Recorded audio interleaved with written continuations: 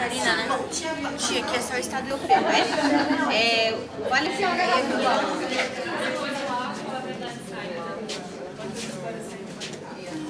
pode ir entrando, pode ir entrando na sala. Sim, foi uma das primeiras cervejarias artesanais. Aí eu chego aqui, a tua garrafa é igual. É igual, né? Eu pensei, a garrafa da tia ali, de novo. A roupa do desenvolvimento. Você ela já deixou? Esse vinho é mais velho, é só comprar roupa. Tem uma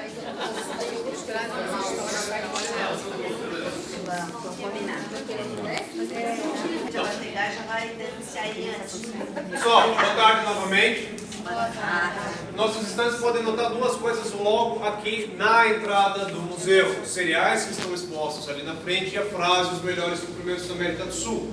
E ambos vão ter uma curiosidade e uma historinha por trás. Os cereais expostos aqui são cevada. E em 1850, quando Blumenau é colonizada, nosso fundador dava orientações para os imigrantes alemães que vinham para cá, da melhor forma de prepararem suas bagagens. E uma coisa que ele comentava ali era espaço que sobrasse nas malas para trazerem grãos de cevada, pensando então na possível produção de cerveja local. Os imigrantes alemães vindo para cá não poderiam ficar sem uma cervejinha, correto? E a frase "os melhores cumprimentos da América do Sul" foi escrita em uma mensagem na garrafa por um morador blumenauense em 1927, que foi ao nosso litoral e jogou essa garrafa no mar. Ela então é resgatada por um pescador alemão que responde através de uma carta para um jornal local, comentando ali que na Alemanha estava fazendo bastante calor, mas a cerveja cara e o dinheiro pouco. Nós no museu achamos esse contato curioso, já falarem a respeito da cerveja, por isso que temos essas garrafas aqui em frente. No final do tour vocês podem estar aproveitando para deixar uma mensagem numa caixinha de vidro que nós temos lá. Em breve essas mensagens vêm para cá. Quem nos está no futuro então pode receber uma mensagem de vocês. Contar um pouquinho da historinha do museu para vocês. Quem aqui já visitou o Museu Antigo? Essa moça ali estava falando com a gente antes, vocês também. Então, o Museu da Cerveja de Blumenau vai nascer em 1996. Ele era público e gratuito até pouco tempo atrás. Assim como vocês, muita gente da cidade ainda lembra o museu como um galpão cheio de tralha velha, né? Ele era só uma infraestrutura toda aberta por dentro, com as quatro paredes ao redor e as peças do museu lá dentro, as peças do acervo e uma pequena salinha de vídeo. Ao final de 2021, ele passou por uma concessão para iniciativa privada. No momento, quem pegou a concessão são dois sócios aqui da cidade e proprietários de algumas outras empresas. Restaurante Choperia Birvila e Cervejaria Blumenau. Então foi o pessoal que entendia um pouquinho de cerveja, pegou essa responsabilidade no momento. Com a privatização veio a reforma. O museu triplicou de espaço, ao invés de ser apenas um galpão todo aberto, fizemos todas essas salinhas divisórias, cada sala falando sobre um tema diferente relacionado à cerveja. Ele está bem moderno, bem interativo, bem instigante para o visual, para vocês poderem aproveitar bastante. Além disso, com as nossas visitações guiadas agora, estamos agregando muito conteúdo na visita, né? Se vocês só passassem direto observando o que nós estamos expondo aqui, não iam entender nada. Acaba tendo muita informação técnica aí, a questão do guia está presente, vocês podem tirar bastante dúvida a respeito da cerveja, que é uma bebida que o consumidor brasileiro acaba sendo muito leigo a respeito, né? Então hoje nós estamos realmente oferecendo uma experiência durante a visita no museu. Então essa primeira sala vai abordar sobre os 4 principais ingredientes da cerveja. E o primeiro que falamos a respeito é malte. E malte é o nome dado para o cereal que passa pelo processo de malteação. Então, malte é um produto. E o principal tipo de malte usado para a produção da cerveja é o malte feito a partir da cevada. Mas nós podemos produzir malte de qualquer cereal, porque durante o cozimento, produzindo então um líquido doce que vai ser fermentado e virar cerveja. Sem a germinação, a extração desses açúcares não seria possível. E depois dela, com secagem, serão diferentes tempos e temperaturas que trazem cor, sabor e aroma diferentes para o malte, consequentemente para a cerveja produzida com ele. Isso é um termo corriqueiro da produção de cerveja que não reflete qualidade, mas para o consumidor seleto tacam lá para ter essa falsa sensação de qualidade da cerveja. É usado meio que de forma incorreta, desvia a verdadeira significado desse termo. Legislação brasileira, nomenclatura por malte é dada para cerveja que 100% do extrato de açúcar presente na fermentação é oriundo do malte. Só que se o termo é relativo apenas à origem do malte presente ali, Eu posso falar que a cerveja por malte, se ela tem 1 kg de malte para 100 litros de cerveja, ou se ela tem 10 kg de malte para os mesmos 100 litros de cerveja. E se eu estou usando apenas malte ou não, não tem relação nenhuma com a qualidade da cerveja. É apenas uma característica dela ser por malte. Não há nada de errado em brincar com adjuntos na fermentação da cerveja. Adjuntos é um nome dado para fontes alternativas de açúcar para a fermentação. Não se deixa de usar malte. Outra coisa da legislação brasileira, no mínimo 55% dos açúcares na fermentação tem que ser oriundo do malte para você sequer chamar a bebida de cerveja. Então, mesmo as cervejas comerciais lá que o pessoal dizia que era feita com arroz, com milho, tinha um pouquinho mais da metade de malte ainda presente. E não é porque usava arroz ou milho que a cerveja era pior. Virou bode expiatório do consumidor olhar para cereais não maltados e associar isso com baixa qualidade. Cereais não maltados não alteram em nada a qualidade da cerveja. Eles apenas contribuem com o açúcar para a fermentação, não alteram em nada o sabor. Então, grande indústria usava cereais não maltados por 3 razões. Deixar a cerveja barata, leve, mas ainda ter álcool. Por que disso? Malte, por ser um produto, vai ter o valor do processo agregado. Malte é mais caro do que usar qualquer outro tipo de cereal em natura. Mas, mesmo usando esses cereais, ainda vamos conseguir extrair açúcares dele para a fermentação. E açúcares completamente fermentescíveis. Então, eles não vão deixar doçor, gosto, corpo remanescente da cerveja. Vão ajudar a torná-la mais leve, mas por ter açúcar contribuindo ali na fermentação, ainda vai ter lá a produção de álcool. Então, era por essas 3 razões que a grande indústria usava bastante. Para fazer cerveja barata, leve, mas ainda ter álcool. Que era o que o consumidor queria, estavam atendendo o mercado. Mas quando o consumidor começa a ter acesso a tipos de cerveja diferentes, vai associar a falta de presença de sabor, a baixa característica de sabor com baixa qualidade. E se bota a culpa disso nos cereais não maltados. Não, as cervejas tinham essas características porque era o que o consumidor pedia e queria. Cerveja leve para beber bastante, barato. Mas vai se ter essa associação de baixa quantidade de sabor, pouca presença de sabor com baixa qualidade. E qual é a resposta da indústria? Voltar a fazer cerveja apenas com malte e começou toda essa propaganda de puro malte. Então, é um tipo de cerveja diferente. Claro, malte traz bastante sabor. Por isso tem a diferença na percepção de qualidade. Não é que é melhor ou não. São tipos de cerveja produzidos com intuitos diferentes. Hoje a intenção é ter um pouco mais de sabor, porque o consumidor associou falta de sabor com baixa qualidade. E hoje em dia o consumidor está procurando cerveja com um pouco mais de sabor. Mas existe muito essa mitologia, essa associação de que cereais maltados igual baixa qualidade. Quem acha Budweiser aqui ruim? Budweiser leva arroz. É um tipo de cerveja diferente. O intuito do produto tem um propósito. A cerveja não é melhor ou pior por causa de uma outra coisa. É a associação do consumidor, melhor ou melhor qualidade, presença de sabor ou falta. Alguma pergunta por aqui, pessoal? Beleza, quebrou alguns mitos já sobre o primeiro ingrediente, né? E a pilsen? Estilo de cerveja é a mesma coisa que nós falar de tipo de queijo. Todos são queijos, são feitos do leite. Cerveja também, nós podemos usar o mesmo ingrediente para fazer uma grande variedade de tipos de cerveja diferentes. Mas a gente vai ter queijo mussarela, prato, cheddar, catupiry, coalho, né? Todos são feitos com o mesmo produto, são queijos ainda, mas são tipos diferentes de queijo. Mesma coisa, cerveja, existe variedade. Aqui no malte, nossa tabela aí, nós estamos vendo algumas variedades de malte da cevada. Tem 2 ali que são malte de trigo e de centeio, que é um amarelinho diante deles. Então, é da combinação dessas variedades e as quantidades, não só de malte, mas de variedade de lúpulo, de tipo de fermentação, correção de sais da água, que eu já vou falar um pouquinho, manipulação do processo. Com todas essas variáveis, nós podemos desenvolver cervejas com características distintas. E com tanta variedade de tipo de cerveja, hoje nós temos quase que um congresso internacional que vai dar a nomenclatura de estilos. Né? Com tanta variedade, existem mais de 250 estilos de cerveja hoje. E o termo estilo, o nome, a nomenclatura é dada para o conjunto de características que a bebida apresenta. Pilsen é um estilo de cerveja claro e leve, mas não significa que toda cerveja clara e leve é Pilsen. Na verdade, o brasileiro chama de forma equivocada qualquer cerveja clara e leve de Pilsen. O brasileiro nunca bebeu Pilsen. O brasileiro bebe American Lager, American Light Lager. Antártica, Brahma, Skol, Kaiser, Devassa, Boêmia, Depava, todas American Lager. Tem característica similar com Pilsen, mas não são, não é porque parece que é. Pilsen tem, sim, certas características similares, mas tem outras que o diferem à parte.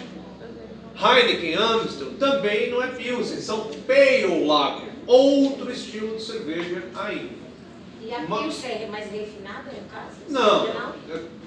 Estilo é o conjunto da característica, né? Não necessariamente significa que é mais refinado ou não. A característica que a bebida apresenta é avaliada e vai se usar determinadas nomenclaturas. Vocês vão poder conhecer uma American Pilsner na segunda degustação. Mas eu vou falar mais um pouquinho da história do estilo ali na frente. Não sei se tem outro. É o lúpulo. Lúpulo é planta, aquela ali do lado. Mas dele nós vamos escolher a flor, que é quase um temperinho na cerveja. Traz amargor e aroma, contribui com a conservação da bebida, ele tem propriedades bacteriostáticas e também o lúpulo traz relaxamento, não apenas um álcool, mas um relaxamento. Quando bebemos a cerveja vem desse carinha ali, mesmo cerveja sem álcool traz um certo bem-estar, relaxamento quando consumido. E essa tabela ali ao lado é para ilustrar um pouco das variedades mais conhecidas e utilizadas de lúpulo no mundo. Hoje existem mais de 400 variedades no mundo todo. São lúpulos com diferentes intensidades de amargor e também com diferentes características de aroma. O terceiro ingrediente é a levedura, que é o fungo responsável pela fermentação da cerveja. E toda bebida alcoólica é fruto da fermentação de algum micro-organismo consumindo uma fonte de açúcar e produzindo álcool. Umas bebidas nós vamos beber na sua forma fermentada, outras na forma destilada, né? Mas toda bebida alcoólica nasce assim. Então, na cerveja hoje temos 3 famílias principais de fermentação e as mais conhecidas e utilizadas são cervejas fermentadas por leveduras Ale e Lager. Aqui sim a gente veio no Lager que você falou. Lager é tipo de levedura, estilo de fermentação. Então, Ale e Lager são 2 espécies domesticadas de levedura. Então, por serem organismos distintos, elas vão produzir, trazer diferentes características para a cerveja fermentada por elas. As cervejas comerciais que o brasileiro está habituado a consumir acabam sendo de fermentação lager, mas com fermentação lager se faz uma grande variedade de tipos de cerveja. Vocês vão poder ver como se fosse uma árvore genealógica de estilos lá na sala da produção. Agora, a terceira família de fermentação são cervejas lambic, fermentação espontânea, tipo de fermentação feita por leveduras selvagens e bactérias. Então são cervejas ácidas, azedas, podem ter alguns aromas bem rústicos. É um tipo bem interessante de cerveja, mas fermentação lambic não costuma ser muito utilizada aqui no Brasil. Existe, mas você tem que conhecer para estar encontrando esse tipo de cerveja. Agora, esse carinha aqui, a água, é quem o consumidor inventou mais mito relacionado a ele. Aqui abordamos um pouco da dureza da água para a produção de cerveja. Dureza, então, reflete a variedade e concentração dos sais minerais presentes na água. Diferentes sais situam a percepção de diferentes características da cerveja. Palavra-chave aqui, percepção. Para você perceber algo tem que existir, tem que estar lá. Então, as características vêm de malte, lúpulo, levedura, variedade e concentração. Mesma coisa, mas fazer comida em casa esqueci de pôr o sal de cozinha. O sal não criou o sabor, também elevou a percepção do sabor dos nossos ingredientes. Na água a mesma coisa, mas diferentes sais têm diferentes efeitos. Então sim, a água altera a qualidade da cerveja, mas é longe de ser como no mito que o consumidor brasileiro insiste em perpetuar. Ah, porque a água de fulano da cidade é mais pura, melhor para fazer cerveja?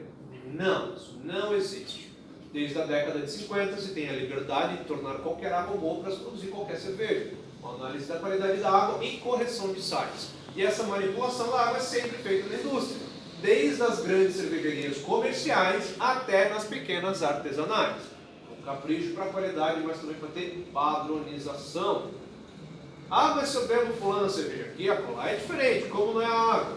Não é a água, não é a matéria-prima, não é a produção. Foi o consumidor que inventou e botou a culpa de ser água quando percebe a diferença. Mas o que o consumidor percebe, a mesma cerveja ser diferente de uma região para outra, tem a ver com a oxidação. Processo físico-químico que acontece naturalmente ao longo do tempo, que faz com que a cerveja perca o seu sabor original, mas por ser acessível à luz e à temperatura, se armazenada, transportada em condições não ideais para sua preservação, acelera esse processo de oxidação. E é isso que o consumidor percebe, mas quando percebe, coloca por aqui. Alguma pergunta aqui sobre matéria-prima, pessoal? Não. Belezinha. Não, tá. Não tem problema. Tranquilo. Vou dar uma resumida então. É porque estou pensando no tempo de servir vocês Como é ali que na a gente degustação vai também. o grupo vai para São João Batista, Canelinha ainda? Isso. Então, pessoal, a cerveja não vem da Alemanha como muitos acreditam. A cerveja é muito mais antiga. Existem cerâmicas com resquício de fermentação de cereais datando de 13 mil anos atrás, onde hoje fica a região de Israel. E é nessa região do Oriente Médio, chamada de crescente fértil, de berço da civilização, onde a humanidade vai começar a se unir para desenvolver sociedade e agricultura. Vemos exemplos das primeiras grandes cidades, como Suméria e Mesopotâmia, cujo já tinham a cerveja como algo tão importante que eles tinham deusas da cerveja e da agricultura. Deusa Ninkasi, por exemplo, a sua oração é praticamente uma receita de cerveja que descrevia até mesmo um processo de malteação. Código de Hammurabi, quem já ouviu falar, uma das primeiras versões de leis que a humanidade desenvolveu, já tinha leis referentes à produção de cerveja e própria venda da bebida.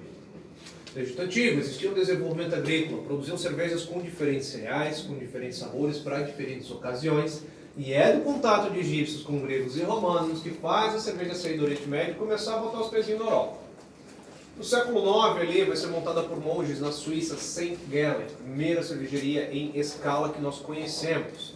E um pouquinho depois, na Alemanha, vem a cervejaria Weihenstephaner, também montada por monges.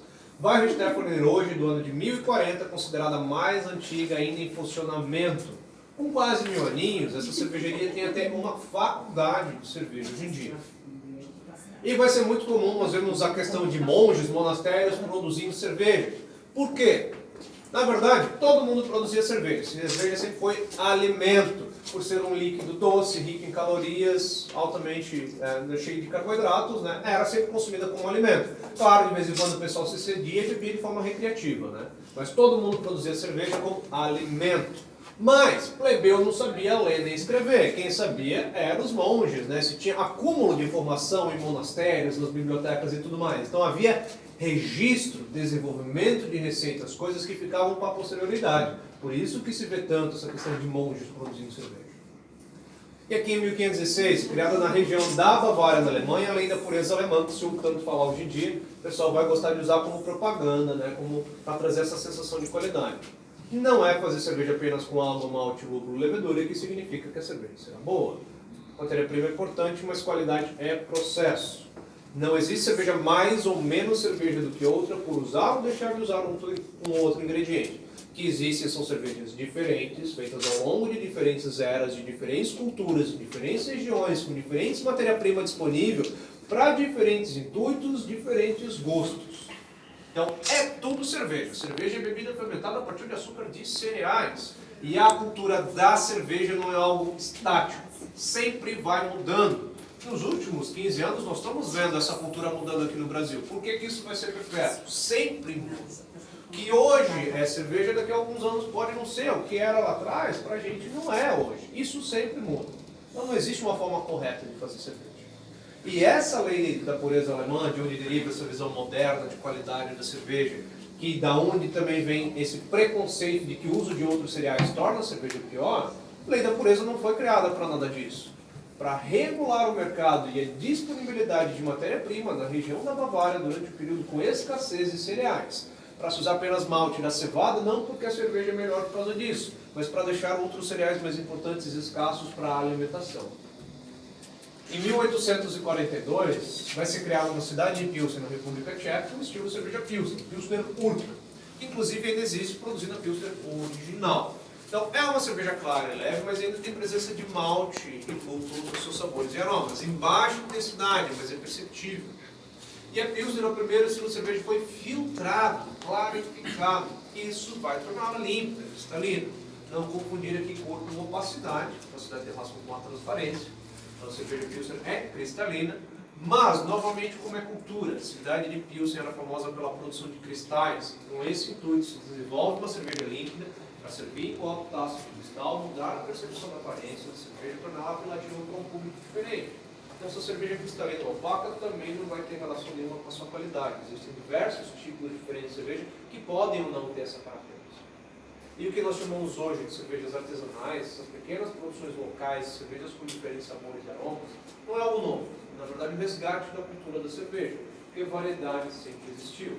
Nós, como consumidor, passamos muito tempo tendo acesso apenas à cerveja comercial. O movimento do mercado que vai acontecer principalmente a partir da década de 30, a grande indústria, quer dizer, vai começar a desenvolver a grande indústria, os cervejeiros perceberam que é muito mais rentável fazer cerveja num volume gigantesco, em larga escala, cervejas leves, com pouca característica, mais barato, só que para o consumo das massas, né? Isso começa a refletir no mundo todo, principalmente para a gente.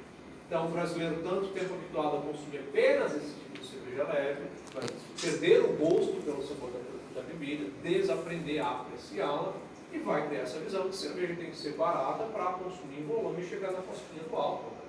Mas nós estamos recuperando o acesso a essa variedade. A cultura é muito barata para, pelo menos, apreciar um pouco os sabores da cerveja desde os anos 90 engatinhando. Mas realmente não vai ter uma explosão a partir de 2010. Até ali o Brasil tinha menos de 200 cervejarias, hoje são mais de 1.400. Crescimento bem rápido, mas o volume de produção de cerveja artesanal representa 2, 3% ainda. É bem pouquinho.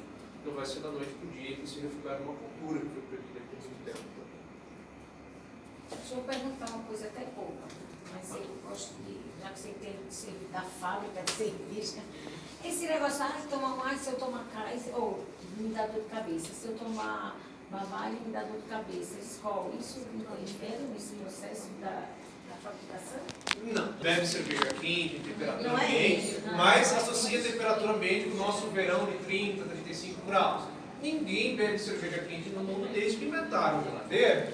Vai se tomar ali de 5 a 15 graus, uma temperatura amena, refrescante, gelado, temperatura de geladeira, e ninguém bota o suco, água, refrigerante na geladeira lá em casa, vai beber depois e fala, quente, né? Por que a cerveja na mesma temperatura está?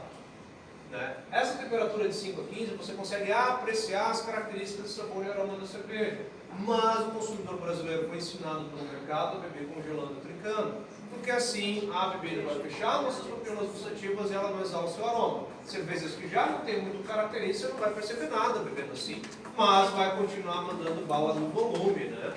Então, acostumado a beber cerveja assim, brasileiro, eu brinco, acha que gosta de cerveja só porque bebe muito, mas o concordo com o consumidor não gosta do sabor da bebida. Porque tão habituado a consumir cerveja dessa forma, nunca desenvolveu realmente um gosto pelo sabor da bebida.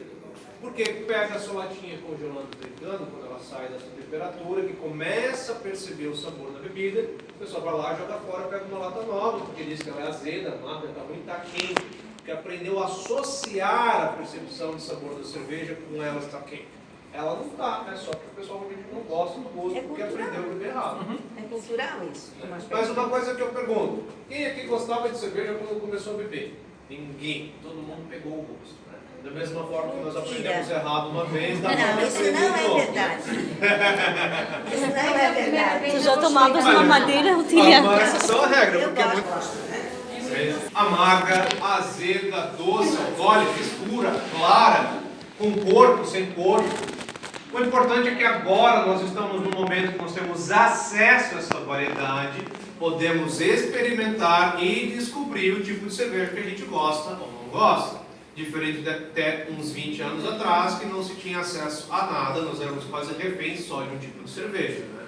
Então, aproveitem a oportunidade de conhecerem cervejas diferentes. Chega lá no mercado popular, vai comprar as latinhas para o final de semana, pega uma de cada marca, vai experimentar um pouquinho de cada coisa. Vê as comerciais mais baratas, mas também vê as variedades de cervejas comerciais, como Eisenbahn, Baden-Baden, Colorado. Experimenta coisa diferente, não vamos nos limitar. Hoje é uma oportunidade realmente para descobrir Tem um o que a gente espírito gosta. empreendedor. Exatamente.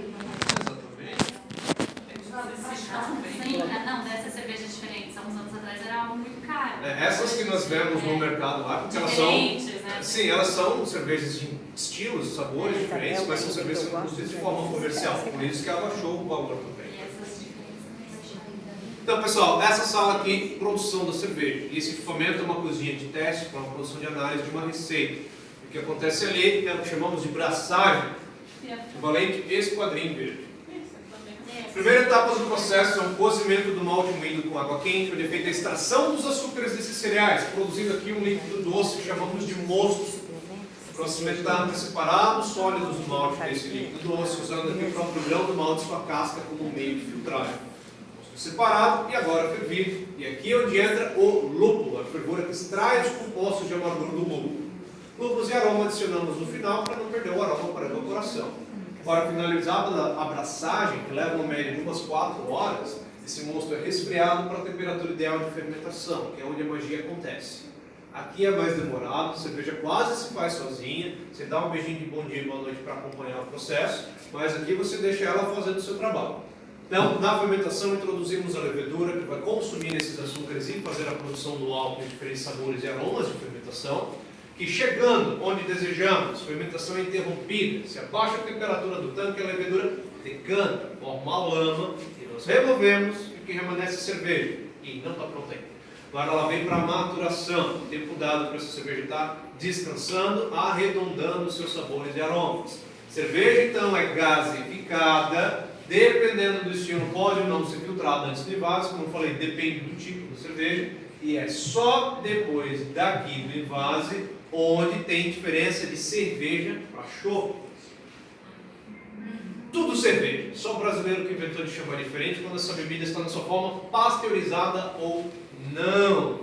Chopp não deixou de ser cerveja, assim como expresso não deixou de ser café, só um nome diferente dado para a mesma bebida. Né? Pasteurização é um processo térmico de conservação criado por Louis Pasteur, um francês, para conservar vinho e cerveja para exportação, para essas bebidas durarem mais tempo. Mas hoje se adota a pasteurização para tudo quanto é tipo de bebida que está no mercado. A caixinha, a garrafinha de suco, o leite, que estamos mais acostumados a ouvir esse termo.